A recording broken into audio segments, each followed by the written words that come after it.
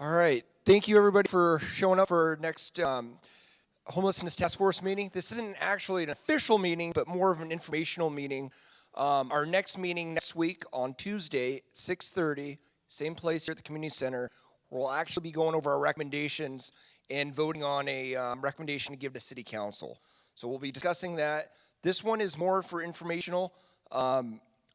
Keely, who's with the Thurston County, she's a Public Health and Social Services Department, specifically the Housing Prevention and Affordable Housing Coordinator.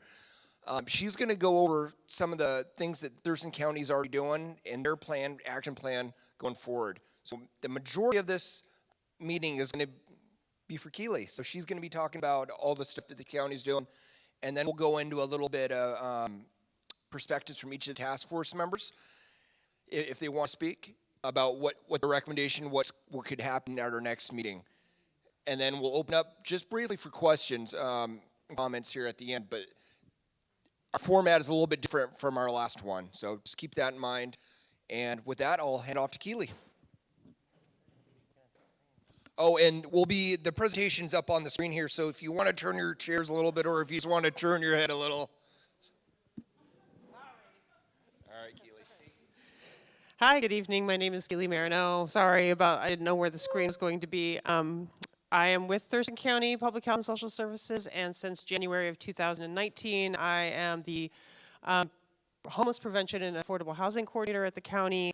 Prior to that, I spent 6 years running Rosie's Place Young Adult Shelter and Drop-In Center. So I worked with young people experiencing homelessness in a shelter environment. I was the director there. And prior to that, my background is actually in psychology. I'm actually trained as a therapist and worked a lot in trauma. So I come from a background of working a lot with helping folks who are experiencing trauma or who have experienced trauma. So that's kind of where a lot of my framework comes from. So this is also obviously something I spent my entire life talking about, so I could talk for hours. I've created a really long PowerPoint because I wasn't sure exactly what slides to put in or what people wanted to know. So I'm going to talk pretty quickly and take you through a little bit about what does it look like right now in Thurston County in terms of folks experiencing homelessness, the root causes, what the demographics kind of look like, a very broad brush, and then kind of take you through how the system operates. And I'm so happy to take any questions at the end. All right, so this little demographic right here looks confusing because our system is confusing. So this is a little demographic I put together to kind of both describe how the system works and also where we are in Thurston County right now. So as you can see, on the left, we have approximately 800 to 1,000 unsheltered individuals living in our county. And that estimate is probably fairly low countywide. But those are unsheltered individuals. We have, in our system, a person or a family can walk into a provider and be referred into the coordinated entry system, which is that little green dot down below, which I'll talk about if you are curious about, because that's a topic unto itself. From coordinated entry, they can get referred into a housing program immediately, which I'll talk about in a second, or into a shelter. So we have various kinds of shelters, and all of the shelters in Thurston County, all 357 beds, exist only in Olympia. So just bear that in mind. Also, another thing to take into consideration is all of those beds are full. Every single one of those beds is full. Down at the bottom with all of those housing units, those are 2018 housing units, so it's an approximation. Those are all housing units that anyone who comes into not anyone, but almost anyone who comes into the coordinated entry system or the homeless crisis response system can get referred into. It could be market rate, it could be subsidized housing, it could be permanent supportive housing. Yet in quarter two of this year, 2019, people who were being referred, so about 300 or so people entered the homeless crisis response system, meaning they got enrolled into the system, the homeless management information data system. 2% exited into housing because we don't have enough housing. Not because, what was that? That,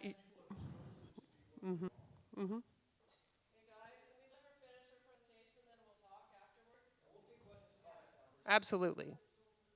Okay. So that's kind of where we're at. If we have 800 people to 1,000 people that we can see visibly that are looking to get, we're looking to get out of the outside, and we have no room at the inn, and we have no housing, that's an issue. So that's kind of where we sit right now, and kind of how the system works. So this is from the point in time count in 2019, which City of Yelm participated in. For those who took the survey, these are the number one reason people gave for how they found themselves experiencing homelessness were job loss and eviction. Of all of those in percentages up there for causes of homelessness, upwards of 52% are issues that are beyond their control: domestic violence, mental illness, family rejection, physical disability. So, and substances are up there, and it's at 10%, and other data from HMIS is at 11. Now, these are self-reported. These are individuals reporting for themselves. All right. So in terms of demographics, we have about 60% of the folks that are in our system are folks that are white. Otherwise, it's folks of color. The interesting thing to note is that in Thurston County, 18% of the entire general population are people of color, yet in the homeless population, they're representing 32%. So we have quite an overrepresentation of folks of color on the street. Then we have our demographics there around gender, and then you can see a very high percentage of folks on the street or folks who are homeless that are under 18. A lot of unaccompanied youth. So right now our system, and this is a very, very busy slide that I'm going to show you a much easier slide. So right now our system has a lot of money going to emergency services. We don't have a lot of money going to prevention, and we have kind of a bottleneck into housing. And ideally we want to change that and flip it to the opposite. So an easier way of looking at that is we want to move from having a giant emergency response into a much bigger homeless prevention. And prevention is all activities of prevention are for folks who have not yet fallen into homelessness. So these are folks that just need a little help to get their car fixed so they can make it to work or what have you.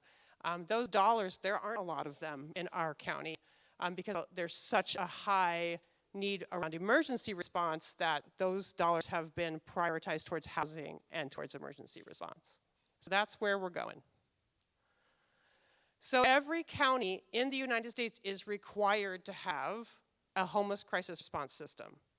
Any county that has federal dollars from Housing and Urban Development must have a homeless crisis response system.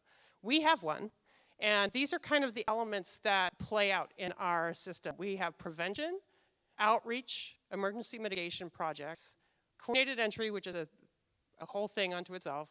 Diversion means somebody comes into the system through coordinated entry, and after some problem solving or a tiny bit of money, they get diverted out of the system, so they never enter it in the first place.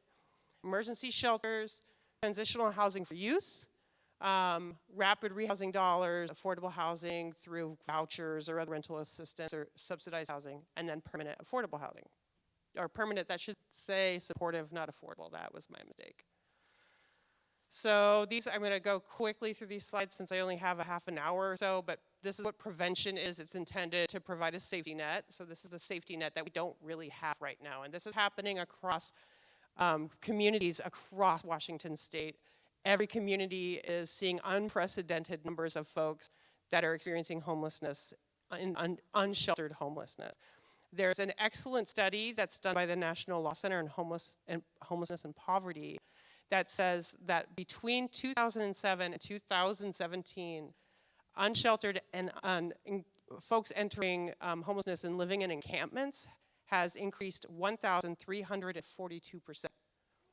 And the 2/3 of that increase happened after 2012 when we were recovering from recession. So with prosperity comes increased housing worth, which also increases rent, which also increases homelessness. With every $100 in rent increases, there is a correlating 30% increase in people experiencing homelessness. And I know in Olympia, we've had at least 2 or 3 increases already, and it's October. We haven't even gotten through the year in rental markets. Outreach is a crucial element to the work that we're doing, especially with the landscape that we have now. I've just finished writing the 5-year plan, so I'll be going into some of the details of the 5-year plan. This is the draft. It has to be adopted by the Board of County Commissioners. So it's not for public release, but I can tell you what's in it. But the federal government, the state, are asking every community to up their outreach because, folks, it's just the best way to get out, meet people where they're at, and get them referred into services. So these are some of the populations that are just called out. Whenever you hear subpopulations, these are the populations that are this is what they mean, like youth and young adults, families with children, adults without children, veterans, indigenous communities, students in higher education. There's a high number of students that are in college that are experiencing homelessness more so than ever. And then folks living in RVs and vehicles. Okay, so this is just a fancy slide about, I'm sure you've heard a lot about some of the emergency responses that have been happening in Olympia. They're not unique. This is happening in every community in Washington State. There are city officials and city staff in Bellingham and in Snohomish County, all over the place, that are looking at and starting to run tiny home villages, safe parking programs, sheltering in place activities, and mitigation or stability sites. They're happening all over the place because this is not something we've ever experienced before in our state. So all of the cities and communities in Washington State are grappling with these same frustrations and this same kind of struggle. So we're not alone. Thurston County is not alone. Coordinated entries really gets you in the weeds, so I'm going to leave that unless somebody has a specific question about it. Would you rather me go into highlights of the plan or talk a little bit about our system right now, what we have? Highlights of the plan, okay. So that's a different PowerPoint, but I can pull, okay, here we go. So every community, also every county, is required by the state of Washington and by the federal government to have a 5-year homeless crisis response plan. This became precedented in 2005 when the federal government asked every local community to create a 10-year plan. That was 2005. Obviously, and that was a plan to end homelessness. Obviously, here we are. It's 2019. And then again, in 2015, they said, okay, well, we didn't solve homelessness, so let's take another go at this, and in 2015, launched another effort to create a 5-year plan, which our county adopted in June of 2018. In June of 2018, that plan was drafted actually in 2016-17, but there was a delay in it being adopted. So the strategies in that plan were meant for a much smaller problem. In 2016 and 2017, the number of unsheltered individuals that were counted in the point in time count were 124 and 189, respectively. So a much smaller population of folks experiencing homelessness unsheltered. In 2019, it was 357. So, and the PIT count is documented to be an undercount for various reasons. So that's where typically you double that. We're talking about a lot of people. So when you're coming up with strategies for 189 people, it looks a lot different than 357, much less 800. So the 5-year plan has specific performance measures. This county and our efforts in the homeless crisis response system will be held to account to meet specific performance measures. And those performance measures are decreasing the amount of time people are experiencing homelessness, decreasing the amount of time it takes to get into housing. It includes decreasing the number of people returning to homelessness, and to increase positive referrals and outcomes from outreach programs, and to ensure that a system is operating in compliance with coordinated entry guidelines.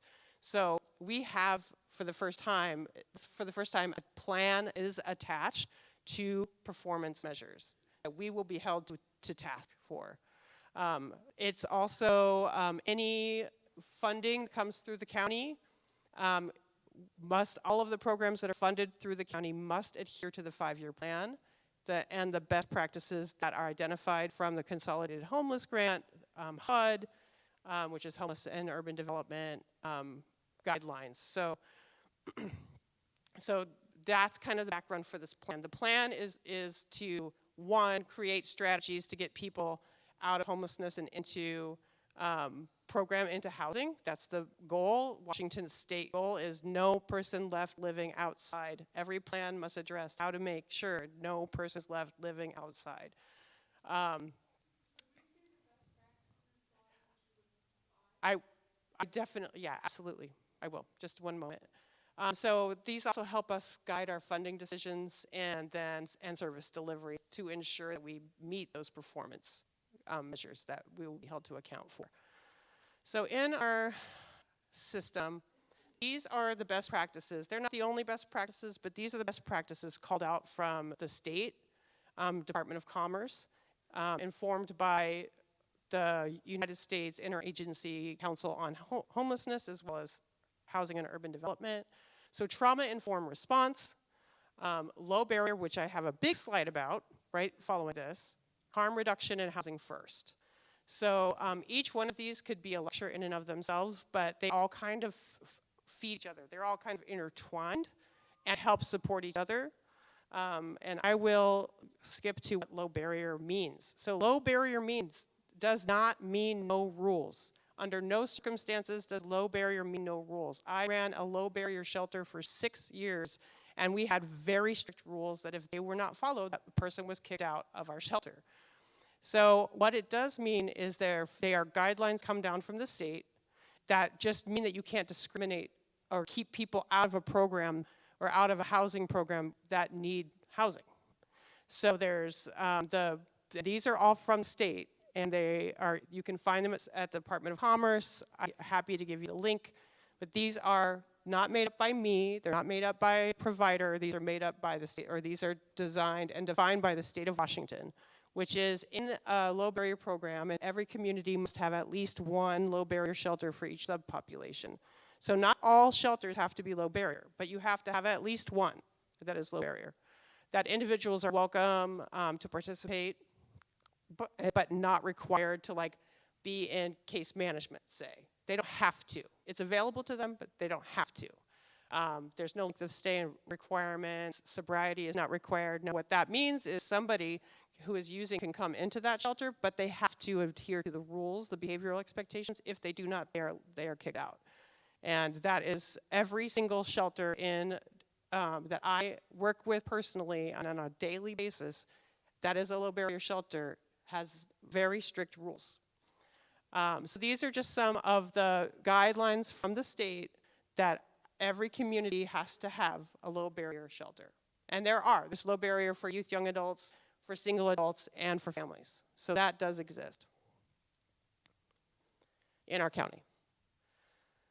So, yes. Because this is a requirement from the state. Yes. Mm-hmm. Mm-hmm.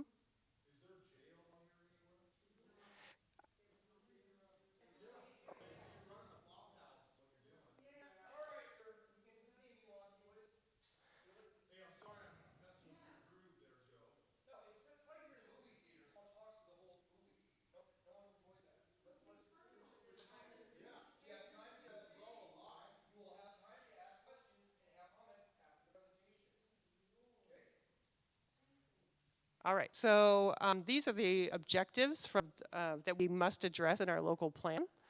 And the first one is identify and engage all people experiencing homelessness. That's why outreach is such an important element to our homeless crisis response system and something that we have to increase. And so getting out there, making those connections, seeing where people are, understanding where people are. We might not even know where all folks are currently living.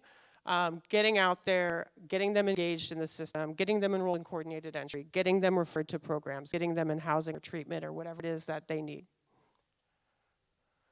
Okay, we are also, the second objective that we had to address in the plan is to prioritize the households with the highest needs. Now, this this means that there has to be an equitable process, that people are coming into the system, they're getting the same kind of intake and assessment so that people can be placed in programs fairly and equitably. And there's a lot of work that has gone into this in our particular county, and highest needs does not mean eligibility. So if there's eligibility requirements that a person, if it's a recovery housing project, then the people who get prioritized into that project are going to be people who are in recovery, and they'll just put the folks in there based on like prioritized highest needs within that eligibility requirement. It's kind of messy, not messy, but it's hard to explain. A lot of people think, oh, we're never going to get out of this if we're prioritizing only those with the highest needs, but there's a lot of other elements that go into that conversation.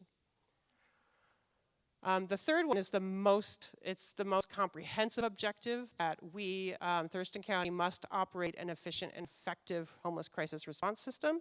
And so in the 5-year plan, we have tons of strategies around finding diverse funding, also engaging the community like this, having these hard conversations, talking about people's frustrations, listening to what's going on, as well as talking to people with lived experience and hearing what's going on with them. That has to inform our system. We're all a part of the system, and we didn't all ask for it, especially now with how large the problem is in our county and across Washington State. So this also has strategies around how to increase shelter, how to increase affordable housing, how to increase prevention, how to keep people in housing. It has strategies that connect it to the opioid response plan, which was adopted also this year in 2019 by the Board of Health or Board of County Commissioners, and is in full swing. So we work really closely with the opioid task force to make sure that treatment and all of that is happening in conjunction with this plan. Mental health strategies, as well as strategies around workforce development. So really comprehensive section of our 5-year plan is here. Probably a good 50 strategies. Well, maybe 40. They also asked us at county or at the commission, at the Department of Commerce, to project the number of households enrolled in housing projects by 2024, and they give us like a metric where it had our numbers, and we had to plug it into this formula to see where we're going to be in 2024, considering where no legislative changes and no funding changes. So what can we do to get more people into housing, and how many people are we talking? So that I don't have in this slide because it's in I'm doing presentations all around the county to various city councils on the 5-year plan. So I do have that slide deck, and I have that information, but it's dark, so I can't see it right here. But I can tell you what those numbers are.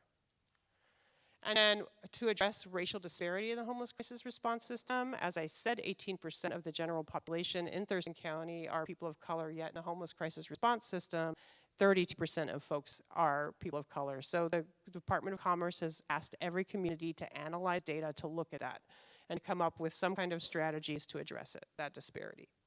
So that's a really high level view of what the strategies are. This is an 84-page document. At least 50 of those pages are the strategies. Who's accountable? What are the tasks? When are we hoping to get these strategies done? I know that there's a lot. This is 2017. There's a lot of questions around what funding dollars and what we can fund through the county. This is 2017, so this is more graphic for you to see how the system, like what we fund. So it's color-coded, total funding. This is in 2017, for instance. I just found the slide today, so I didn't have time to update it.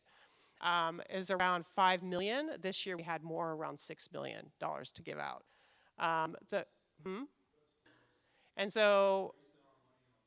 And so the blue is the total funds go into affordable housing, cold weather shelter, diversion programs, like I mentioned before, homeless outreach and support, housing, financial assistance, human services, and education.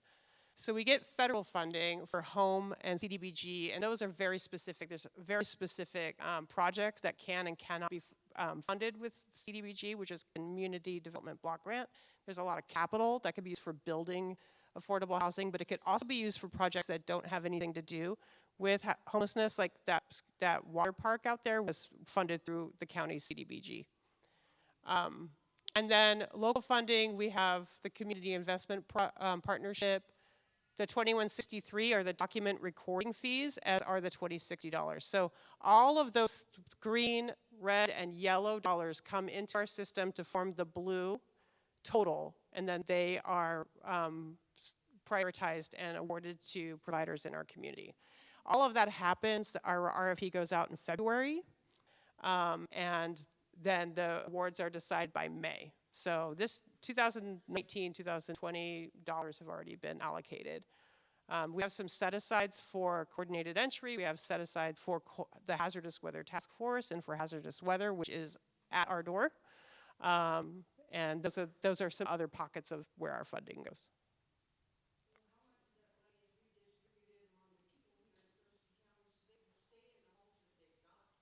Well, there's prevention dollars. There are some prevention dollars to keep people in the homes that they already have.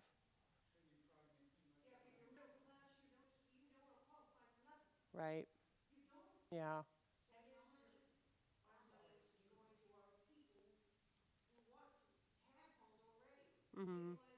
Yeah.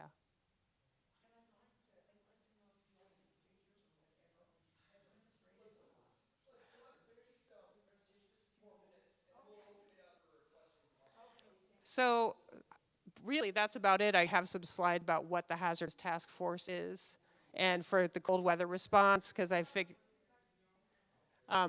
for if people were interested, because I know that there's been some talk around what are we doing for cold weather. Yep. Okay. I know.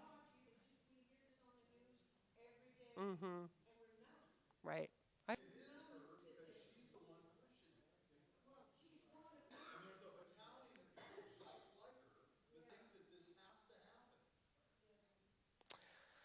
So the Hazardous Weather Task Force is a multi-jurisdictional and provider group that's been together since 2017 with the intent to figure out like how are we going to address hazardous weather conditions and folks that are unsheltered.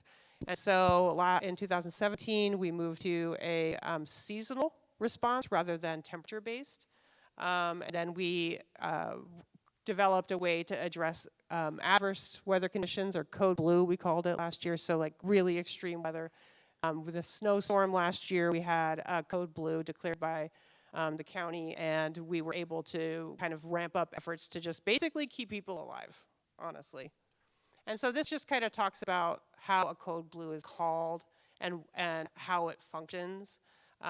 We are starting to call them hazardous weather events because we realize the smoke season has been really bad. So air quality has been really bad for a number of years. So we will, we can mobilize the Hazardous Weather Task Force to address those issues as well by standing up really quick, very temporary extra shelter beds or providing just survival gear for people who are outside and aren't able to come in someplace to get out of the bad weather. So that's essentially what the Hazardous Weather Task Force does. It's actually a pretty cool task force, and anyone's welcome. We have, I know, council member, I can't say your last name, you can say mine, DePinto, has come in the past to just hear what we're doing. And that was, but anyone's welcome. It's a public meeting. We're meeting on the 25th. So that's about it. And here's my contact. I also have my cards. So I'm the first name, and then I have cards over here on the table. If you want to email me or call me, you're more than welcome to.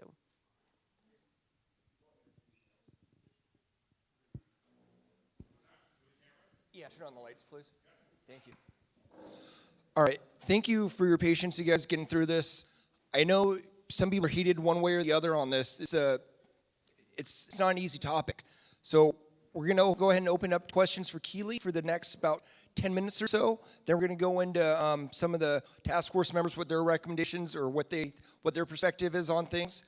And then we'll, if there's any time, we'll open it again for more questions.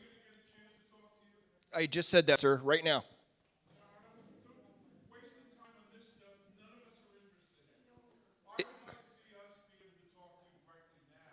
Sure. So is there anyone that wants to ask any question for Keely? Okay. So there are people interested in that, sir, so we are going to let them talk for about 10 minutes or so. We're going to try to cut down to about 90 seconds per person. And at the very end, sir, there will be a chance to ask the task force members questions. Yeah, please line up here on the wall window.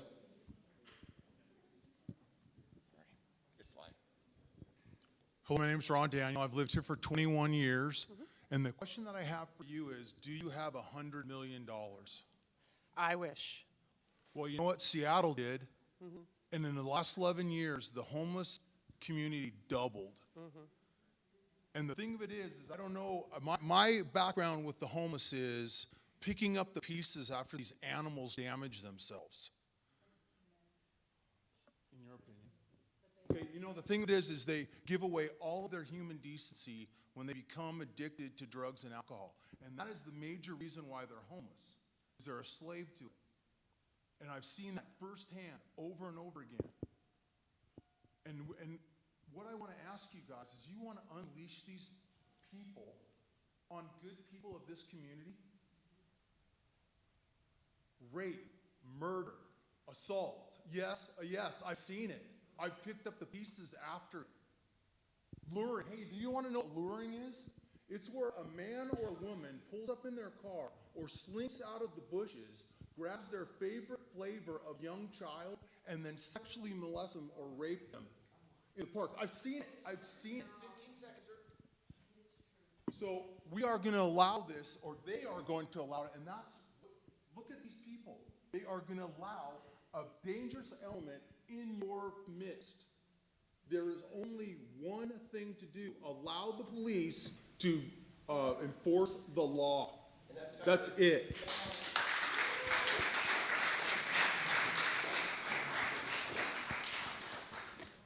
By chance, do any of you know how much we spend on our prison population in Washington State?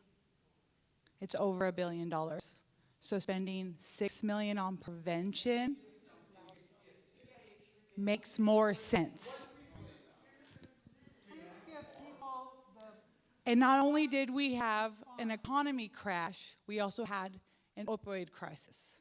Right now in Washington State, doctors and pharmaceutical companies are being sued because of the overprescribing of medication that has led to all of these drug addicts being on our streets. This is a systematic problem. It's not just these bad people that are going to influx into our community because we might offer a warming shelter overnight. That is why this started. A warming shelter overnight. They are already here. We already have community members that are homeless. Hey, if you guys want to talk, line up. Okay? Other than that, let the person speak. It's not simple. You can't throw them away. They do exist. You want to complain about the way Seattle and Olympia looks, it's because we literally give them a bus ticket and send them there. They are overwhelmed. I'm not saying, and I agreed with the people who spoke last week and said that we didn't have the system, and I'm not saying we need that here. What I'm saying is, this task force was created because the people that do work with the homeless people in this community, they need more help. The meeting before the last meeting, where everyone came was extremely negative, even though you weren't here Final for thoughts, the last please. year, they created a list. Each one of them went throughout our community to decide what we needed, where the holes were. What they found out was that what we needed was shelter and laundry services. And quite frankly, the people that came That's time, here ma'am. to create the task force only wanted a warming shelter for the cold snaps. That's time, ma'am. That was it. Ma'am, that's time. All right, you guys, these presentations, this is for the questions for Keely. If it's not relevant to the presentation, please hold your questions at the end. We'll open it up again like we did last time for folks to chat about whatever they want to the task force. But this is meant for Keely in her presentation, okay? Keely, you had a sign, one of the images that were up on the board, and it had a list of all the groups that were helping people that need help. Sure. Could we see that? Sure. Because This is I'd on like to the see. Hazardous Weather Task Force. These are the task force members, and they do represent pretty much the provider community in Olympia and in Lacey, but it's not complete. There are other partners, but that is a list. So there are quite a few religious organizations that are helping out people that are in distress. Yes, Right. And correct. can you answer this? That seems to me that there's environmental refugees out there. I know people in Paradise, California, that 35 to 40% were underinsured.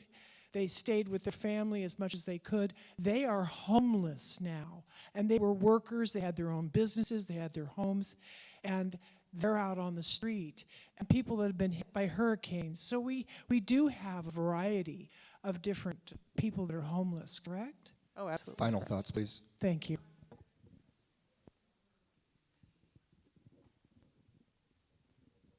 Is it on? Keely, I have two questions for you. First question is, I heard your PowerPoint presentation. I thought it was very good. You explained to us very well exactly what services are available to homeless people.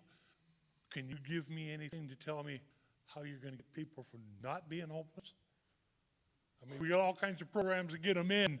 How do we get them out? How do we get people back to work? How do we get them off the roll so we don't have to support these people anymore? And the second question is there anybody ever done a study to see the rise in homelessness versus the lack of available labor in the workforce today? Those are both excellent questions.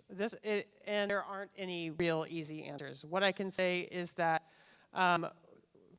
if you take each social issue one at a time, so you take the economic issue, you take affordability issues, you talk about cost burden households. 48% of our renters in our county are cost burden. That means they're paying more than 30% of their income towards their housing. 20% are severely. They're paying more than 50% of their income towards housing, which means they're on the brink of homelessness. In order to afford a 2-bedroom apartment in Thurston County, you have to make $22 an hour, and the average wage is $14.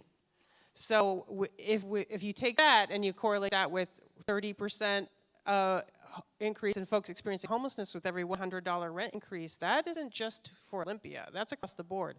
So if you look at just the economic issue, not any of the other social issues, that alone is so complex. We need more affordable housing, we need rent that is lower, we need higher paying wage jobs, we need a workforce workforce development strategies that get people higher paying jobs, not just jobs at McDonald's.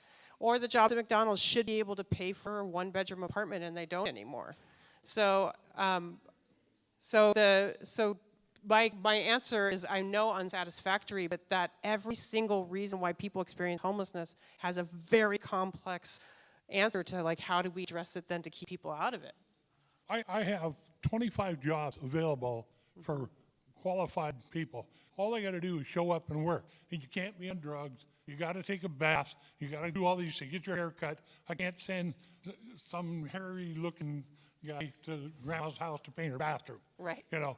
But at the same time, these are available, and I'm not the only guy. There's every industry that I'm in the construction industry, and I deal with roofers and electricians and plumbers, and we're all having labor issues. There's a huge labor shortage, and yet I see the number of homeless people rise and rise and rise. And I think about a lot of these homeless people could perhaps get back into the workforce. Thank you, Tom, for your Make it questions. good for all of us.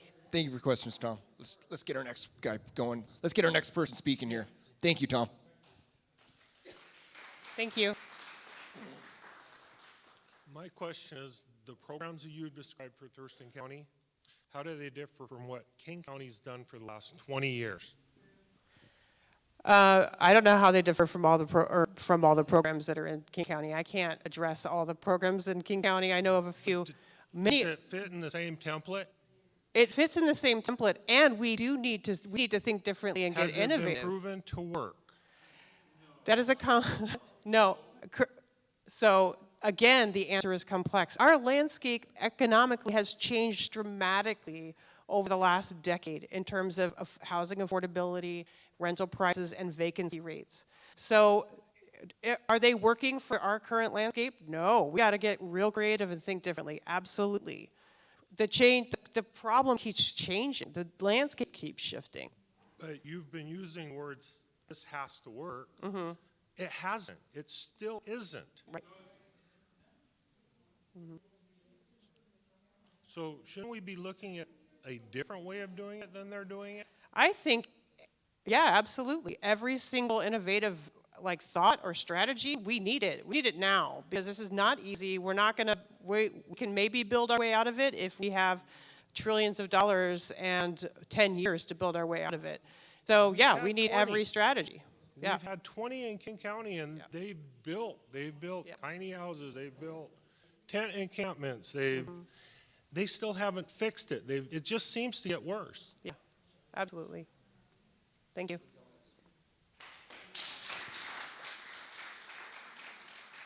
How you doing? My question is that you referred to, just for instance, about the low barrier shelters. You said that every community has to have one. County homeless crisis response system. So Every county has, yes. Yes. But you said that the low barrier, just in particular, you said a lot of things, communities have to have certain programs. What entails a community? Is a county considered a community, a major city? Is Yelm considered a community in this retrospect? yes, thank you for asking that question. It means the counties. So counties are the kind of continuum of care that have, if they get federal dollars or state dollars at all to address homeless or housing, then that county has to adhere to those guidelines from the state and from the feds. Okay, but So county. as the city of Yelm, Right. You're part of the continuum, you're part of the okay, so we county. don't have to have a low barrier, No, not technically. so to speak. It's not technically. And then all these regulations that you said that we have to have. I'm new in this area. I've been in and out of here since, well, I bought my first home here in 2010, but I've moved away and come back. And then this was actually my first duty station. And as a soldier, in 1996, half my paycheck went to rent. Right. And you know what, I mean, I didn't have cable. You know, I went to work. And, you know, I got paid by the hour, of course, you know. But, you know, there was no way of me making extra money. So I had to grind it out. Right. And I think that's where the lack is, actually. Huh. And then this gentleman here saying that he needs workers. I mean, if I get laid off, which I very possibly could at any given time, I'm going to go talk to that guy. Yeah. Final Because thoughts, that's sir. what you got to do. Yeah, absolutely. And that's it. Thank you. Thank you.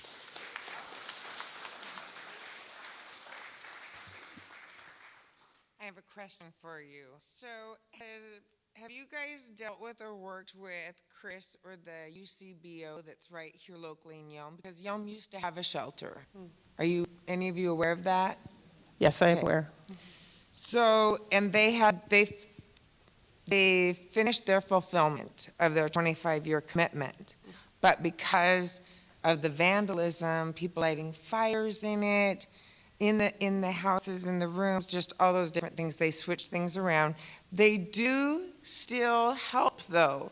So they have like a low-income housing where they do a percentage of people's income, you know, a very low percent, and they provide one studio home, and then they have 3 rooms that they rent out that's available. And so, you know, I went and spoke with her about that just simply because I knew about it. So I didn't know if you were aware that they, you know, they privately now manage that and still help people in the community. So I asked about a waiting list for it. You know, is there a waiting list? And she said no. So, I mean, that's, I guess, interesting information that maybe we all need to look at, too. If we have things like that here already, the services that we already have. I mean, I'm not saying that people that want help shouldn't get a little leg up every once in a while, but some of this stuff is, of course, as we all agree, absurd. That was one of the things I wanted to touch base on. Don't we already have, like, affordable housing apartments in Yelm? And don't we have several complexes that are affordable housing? Okay. And those are full, to where the UCBO one's kind of private ran, where you have to be clean and have some sort of little work. She says one person only Final works a thoughts, little ma'am. bit. Pardon? Final thoughts, ma'am. Yeah, okay. Next one is, you said the percentage of people that have moved out of the shelters or the homes is 2%. No, Is that correct? that's, so for, let's say I come in, I'm experiencing homelessness, I come in and enroll in a program through the homeless crisis response system, so maybe coordinated entry. So I get into the system. When I say exit, I mean exiting into permanent housing. So in that quarter, only 2% of people who had entered the homeless crisis response system had been able to enter into permanent supportive housing. So the beds that are still full, then, on an average, how long are those beds full? Well, If people don't move from that leg up, I guess my question is, if they're not moving from that leg up into regular housing, well, then it's not really, then they become, it's a lazy society, and they become like, okay, why should we want better? well, let me clarify. To make room for more people that want the help. So let me clarify, all of the housing projects that were up there were permanent housing. Transitional housing is something that kind of has phased out. Outside of youth, for youth and young adults, it's considered best practice. So transitional youth into their housing is time limited and they move into permanent housing. But all of those housing projects I'm talking about are moving into permanent final destination homes, not transitional. And how long does it take generally in that program for them to move through the program into permanent housing? Last question, here's the answer. That would be that they are there. So if they were enrolled into that 2%, they're enrolled in permanent housing. They're in their final destination. All righty, thank you, ma'am. Thank you. And thank you, Keely. Let's give a hand to Keely for answering these questions.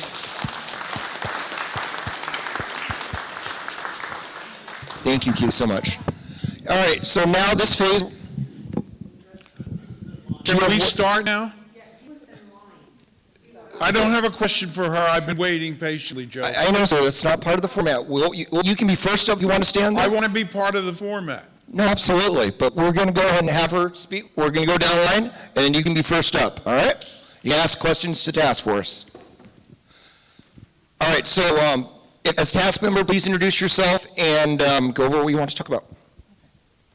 Hi, I'm Deborah Larson, and I'm a substitute teacher here in town, and I've volunteered for the task force because I have a long-standing interest in helping the homeless, because I know people who have, for no reason other than that they're ill or have a mental problem, have become homeless. And that's my interest in it. I think it can happen to pretty much anybody if they lose a few paychecks.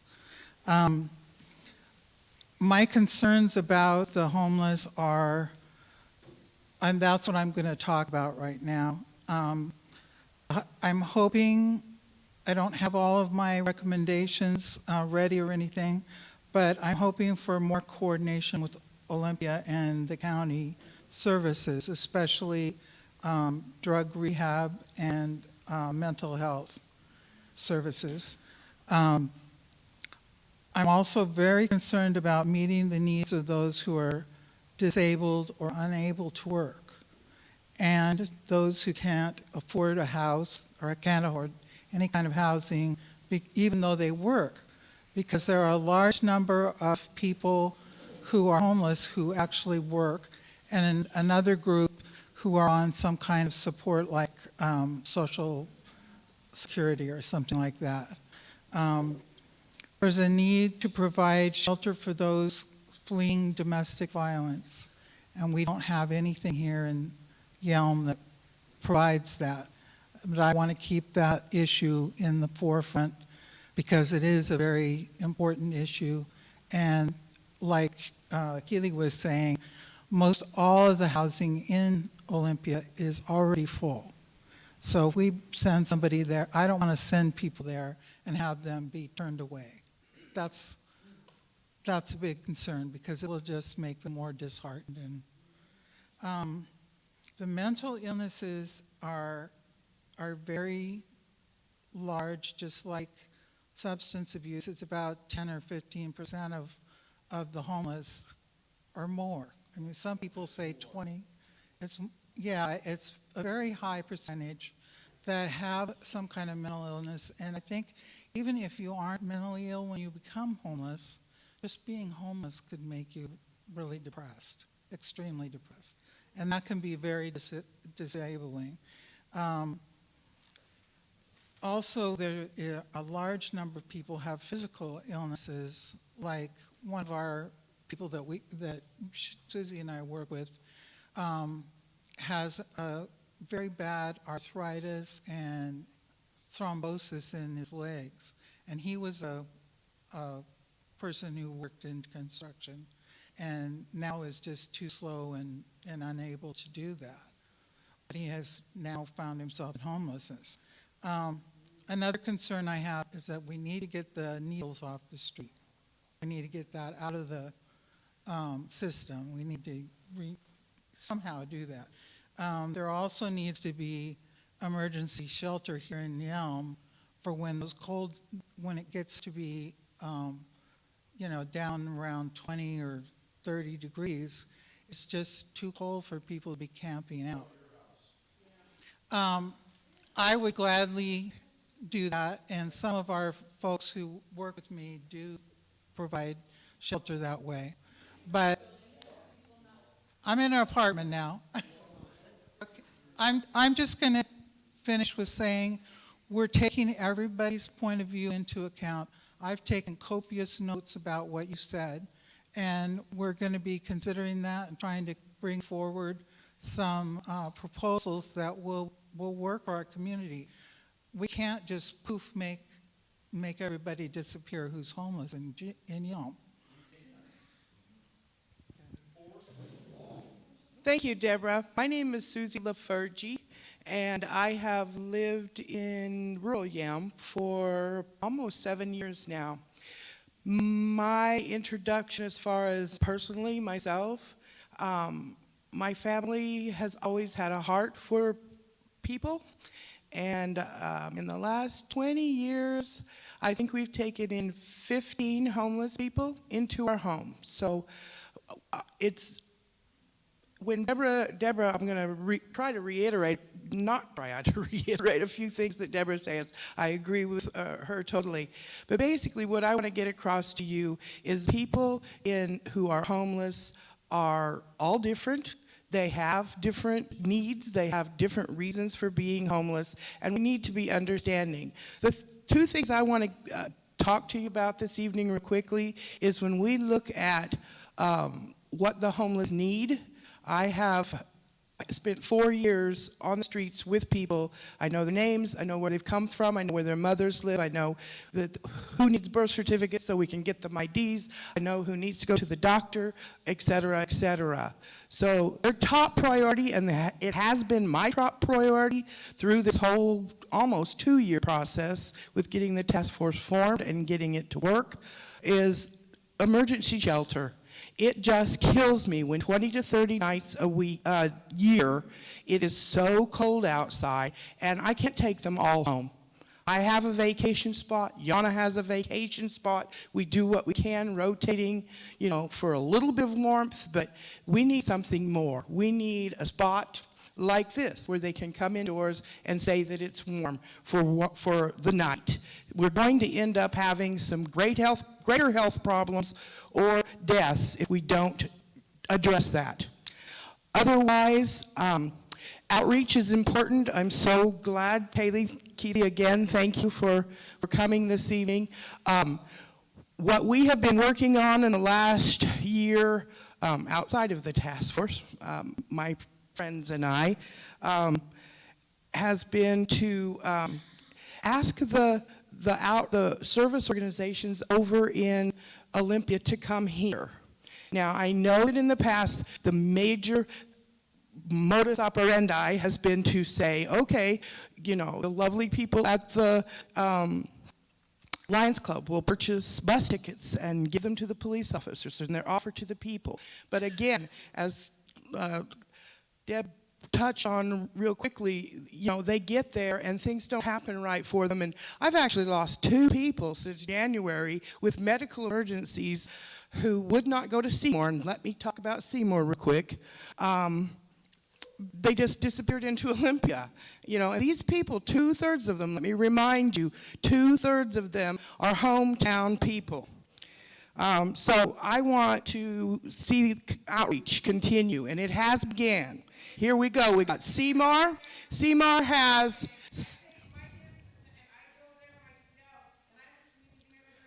Ma'am, do you have a car? Do you have to take everything that you have in your house? All right, let's stop that. Come on, you guys. There's Hey, that point. stop that and forth, please. All right, please don't cut me off over that.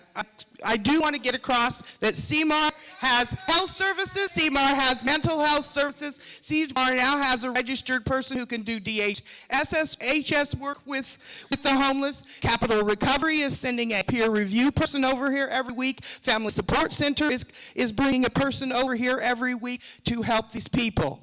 Now, they need help. We can't just say, all right, send them away. It's not going to work. I can't send you away. I can't send you away. Excuse me, the other thing is they need showers and laundry, and the service organizations are working on that. Thank you very much.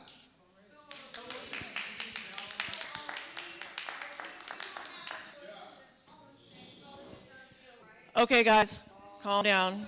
So my name is Molly Carmody, and I'm a member of the Yelm City Council.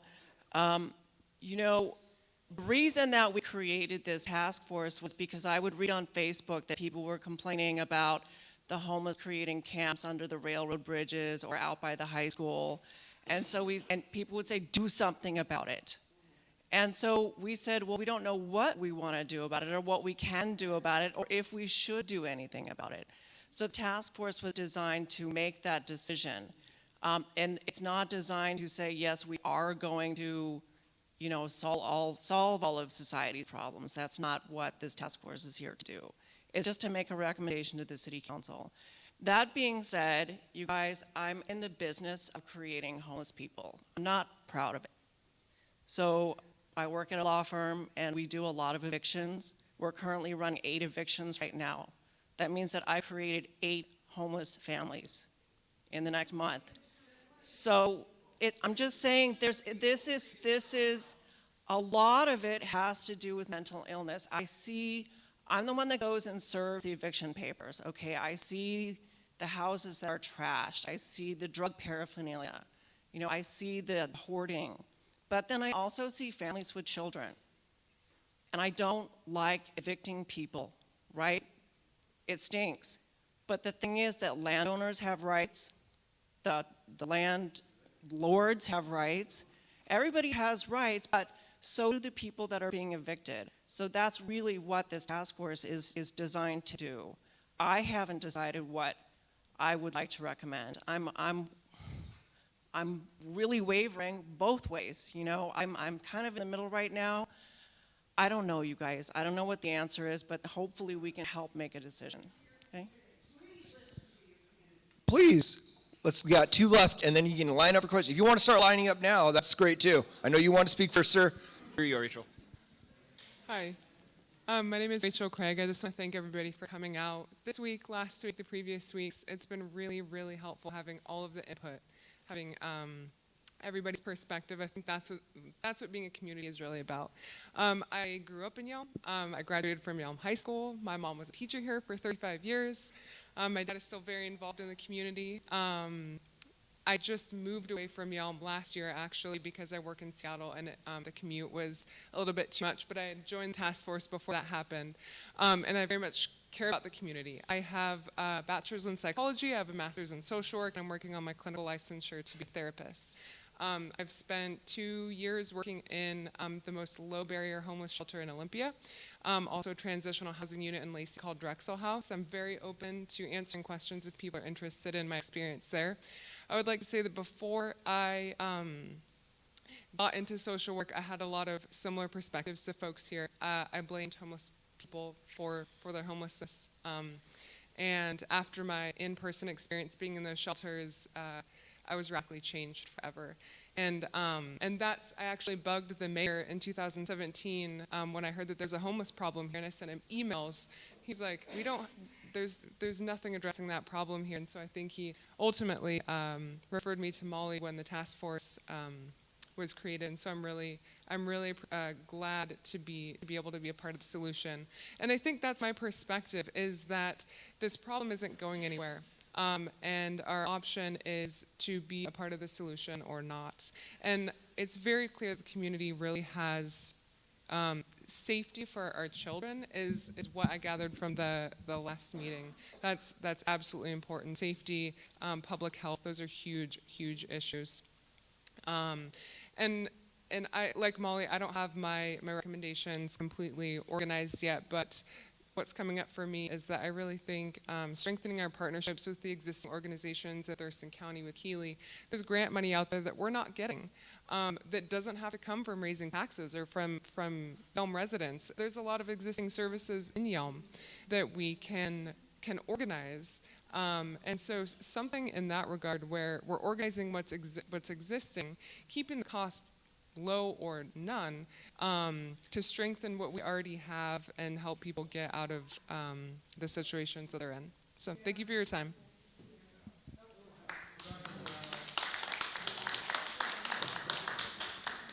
All right, real quickly, I'm going to go over my what I'm probably going to be recommending to the task force here. And it could be taken or it could be not. Ultimately, like Councilmember Carmody said, it's going to be up to the council whether they decide to take those recommendations or not taking them recommendations. Again, I'm Joe DePinto. I'm on the Yelm City Council. So one, the partnerships with churches and our nonprofits that we already have. There's tons of churches and nonprofits that already have a lot of services and opportunities for folks that are low income and homeless that we could really kind of nurture at a low, very low cost to taxpayers, if any, to the taxpayers. Two, making the list that the task force has created of all these services available on a one-pager that we can hand to someone who needs help. Have that list available. If it's with a church, have them, be able to have the contact information, be able to go to the church. Three, increased enforcement of our current ordinances and streamlining the processes for homeowners and businesses to get help, like panhandlers, with folks that are squatting on properties. Four, and lastly, organizing a day for DSHS, who was actually supposed to be here, but they couldn't last minute, but DSHS out in Tumwater to come out here, for someone like Keeley to come out from the Thurston County, for shelters in Olympia, from drug counselors to come out and open this place up once a month where they can try to actually get help and get back on their feet. Again, minimal cost to the taxpayers here in Yelm. Not opening up a shelter or anything. Fair enough. Line up, chat about it. Now, sir, is your chance to talk. Thank you. My name is Bob Coral.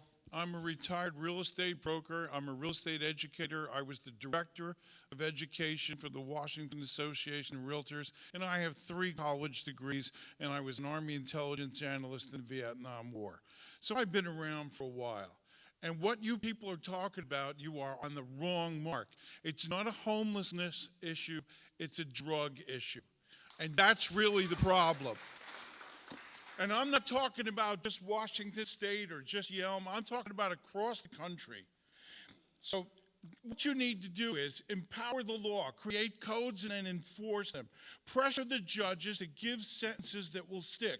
Arrest them, treat them, put them to work cleaning up the mess that they all make.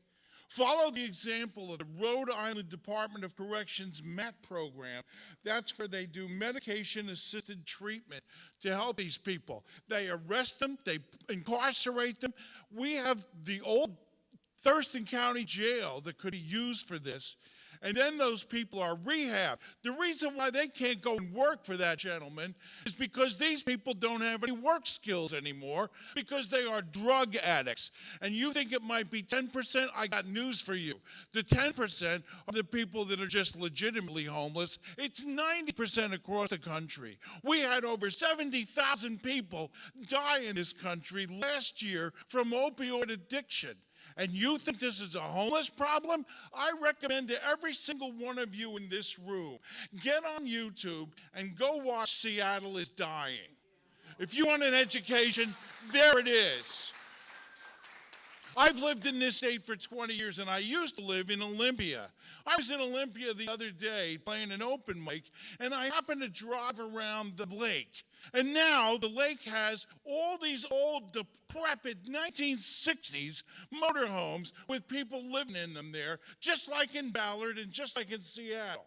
And then I looked over the railroad tracks, and there's a homeless encampment. And under the new bridge that they built after the earthquake, there's a homeless encampment. And you think you want to help people come out to Yelm?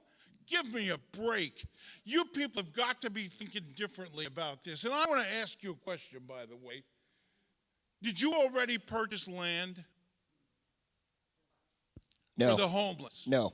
And have you gotten any money from Bill Gates or the Paul Allen Foundation? No. Okay. Because here's the thing. If these people don't get it right, That's you time, people sir. should vote them out of office.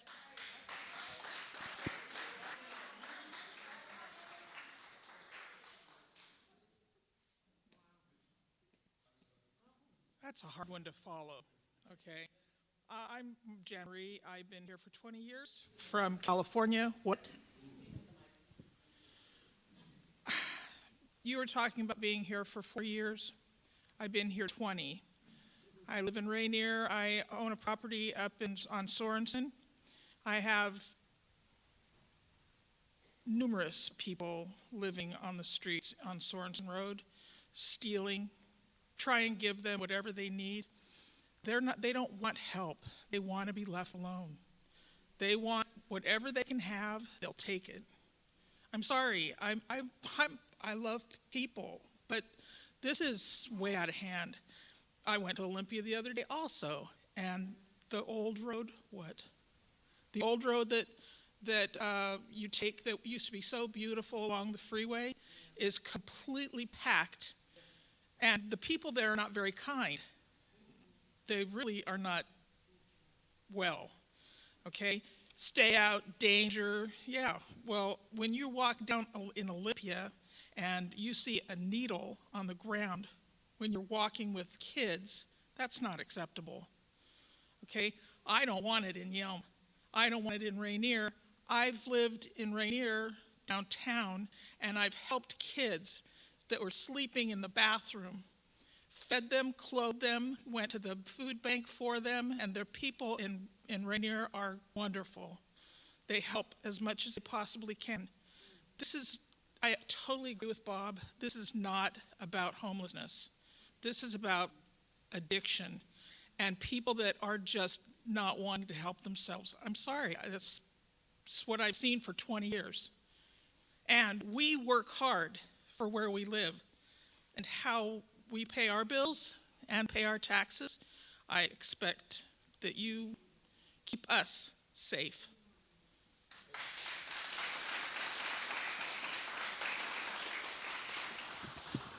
I'm a little shorter.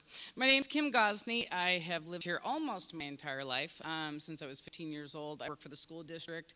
Deborah actually just worked at our school as a paraeducator.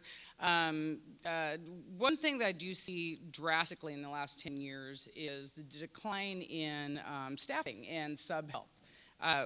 There are so many jobs for the school district that are available to pay well over $15 an hour, even for paraeducators and teachers' assistants. The decline in our help, you don't even need basic skills. You just need to come in and be able to work with kids at a very minimal basis, and those jobs are available. They're not being filled. Again, I think the 10% is a little bit of a low number for our homelessness that are on drugs and alcohol. I think the 10% is definitely way below. This community is a very loving community. It's a very kind, it's a very welcoming community. I know many people here who would give the shirt off their back for people. The one thing I think the frustration is for most is we see my nephew every day. His job is to sweep the feces and the needles from in front of their business every morning. And that was because of the voting. When people are voting these issues in, they are welcoming it in. And like we said, we have had community issue availability. It's been vandalized. And I think accountability has been moved to the wayside, which is why we don't have help for our schools. We don't have the jobs available, or people coming to fill those jobs that are needed because the accountability isn't there. So I think the frustration of the community is it's not because people don't want to help. It's the frustration of what they have seen of the welcoming and the voting in these issues and what it brings with them, because there is an accountability issue, and people do need to get better, not making excuses over and over and over again. So that's basically me.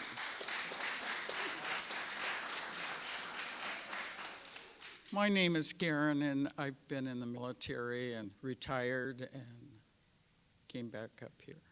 I did not put a needle in these jerks' arms. I did not bring a bottle of alcohol for them. Once you get rid of the socialist governor that we have that is turning this state into a third world shithole, I'm done with it. And all this is so sad because it's nothing but our tax money.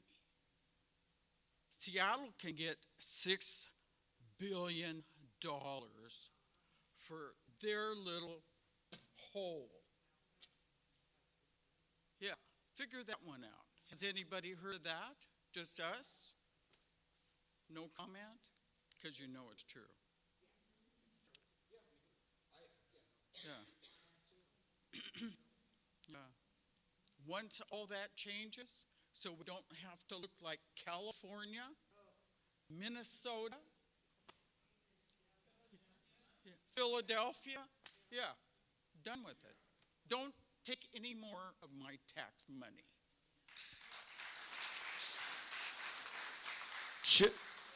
Just to be clear, there's been 0 taxpayer dollars spent on this task force. What do you mean, no? That's not us. That's not the city of Yelm. That was the Thurston County that did that. That presentation is Thurston County. Just saying, here in Yelm, your taxpayer dollars have not been spent on homelessness. Fair enough. Next comment, ma'am. My name's Diane Diacuti. We don't need to go into my background. I'm an educator, whatever. The point being is, I think a real homeless people, as you've heard, there are a lot of people open their doors to help if they want to get a job. I think a big issue is obviously the drug issues and things. Now, you had a list of all the helps in the churches and everything. I think people would be happy with extra, maybe police. And last meeting, they said that the ones that you had confronted were possibly 32 to maybe 50 homeless people here in Yelm. Well, then take those people, go and meet them. Hi, we have a place for you to come to where you can get counseling, you can get medical help, you can get off the drugs, that type of thing, and maybe offer that part. And if they don't, if they choose not to, where it's being offered, then the next alternative. Our little town, our little 2.5-mile town, if we only have the 30 to 50 people, go talk to them. Okay, we're going to help you. If not, then here's the next solution that's going to be. Medical and mental counseling, and gentlemen said offer them jobs, saying, look, we can get you jobs. I remember the last time a person said they had offered jobs and a lot of people were refusing it. Also, there are a lot of us here that are not, quote, in city limits, and therefore we can't vote and everything, but we love the town, and that's why we're here to help. My other suggestion is if you, I don't know, a lot of people had offered help that had background, possibly say, hey, we need another psychologist, we need a medical person, whatever, can you come and help or give us more ideas? And the possibility of sending out something to all the registered voters that says, this is what we have, or what do you think, and what option do you have? And then you would have the majority response of the voters.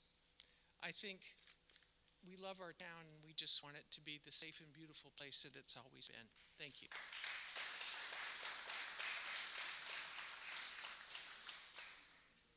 Hello again.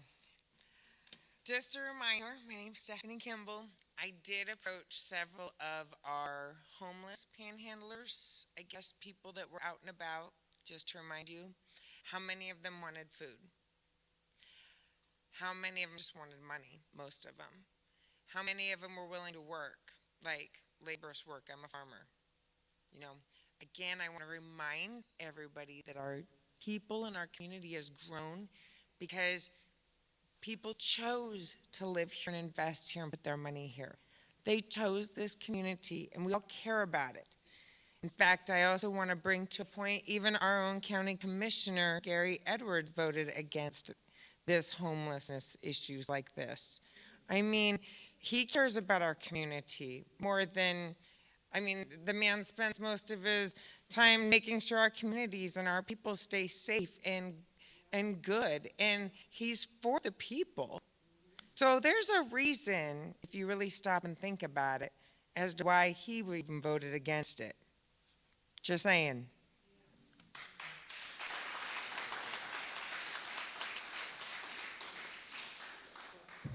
All right, one more time. I'm Tom Parkinson. I've lived in this town since 1972.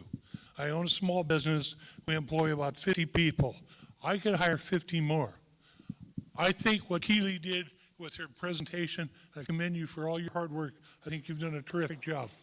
But I will not support your program or any other program that does not include a job training program to go coincide with it. Because I think a lot of these guys could be working. There's a lot of able-bodied people that are just kind of on the system because it's kind of the thing to do. You know, our business is in Tacoma. We deal with these homeless people every single day. There's some drug addict, homeless guy living or sleeping on our shop property that we got to boot off. These guys there's nothing wrong with these guys. Clean them up and put them to work. There's nothing wrong with them. Okay? Thank you. All right, our last speaker of the night. Hi, everyone. My name is Melinda. I think there's a balance that could be found here. So if you think numbers, so 1,000 people in Thurston County that are houseless. You times that by the 39 counties we have, that's 39,000 people. We have a population of 7.5 million people in Washington State. That means houseless people account for 0.5%, not even a full percent. Think of the prison. We spend over $1 billion on our prison population.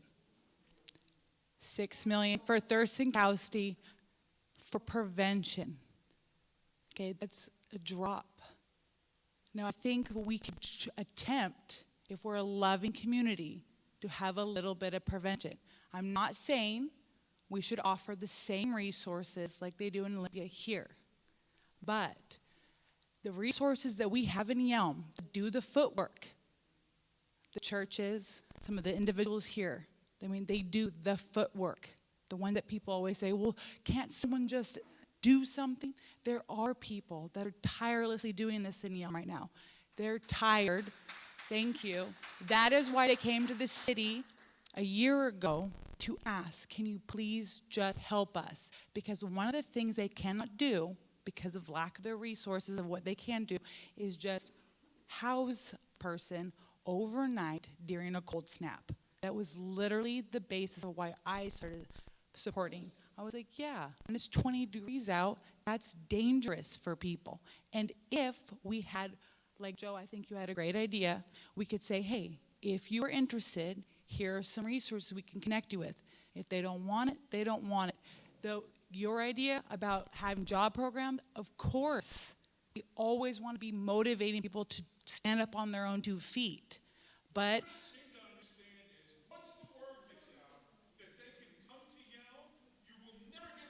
for a cold snap? All right, sir. For a cold snap? All right. So calm down, you guys. Calm down, you guys. We're going to have the last comments here, and then we're going to close this out. They're not things. They're people. I have a person in my family that is homeless. I do not think of them as a thing. I have multiple times, but he does choose to do what he chooses. All right. All right. Thank you so much. Yes, they exist. No one is saying they don't. But what you guys are missing are all the other people that need help. Deborah Baker, who is one of the people that's on the coalition for all the churches that are doing the same exact thing right now in town, she talked to the chief of police. There are over 100 students in our school district that are considered homeless. All right, ma'am. Not everyone is a drug addict. All right, ma'am. Thank you so much for your comments. And thank you to everyone who could attend. I know we got a couple elected officials in here besides Councilmember Carmody and myself. Commissioner Edwards, thank you for being here. Councilmember Woods, thank you for being here. Is there anyone I'm missing?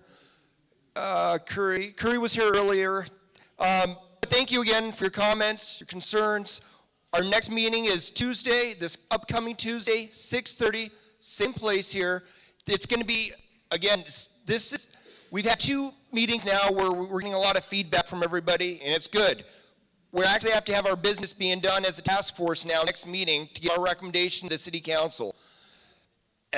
Let's say you hate what the task force recommends. Great. You can go to the city council when they're going to view it, and you can tell them and let them know, because they're going to be the deciding factor on what gets pushed forward and what doesn't. So I really appreciate your comments again. A lot of it's being taken into consideration. Hold on, ma'am. Again, next week, Tuesday, 6:30, here at the community center. I'm going to stick around here for a little bit. I know staff wants to get home, but I'll stick around here and outside if you have questions for me, my stances on anything. Councilmember Carmody, do you want to say anything? All right.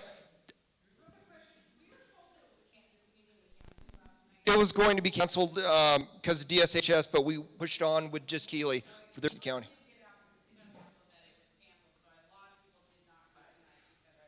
Understood. But again, it's all viewable on YouTube, correct? So you can go ahead and look at it. We got your comments from last meeting, we got your comments from this meeting. We're going to try and incorporate it into this next meeting. Thank you again for so much for being here.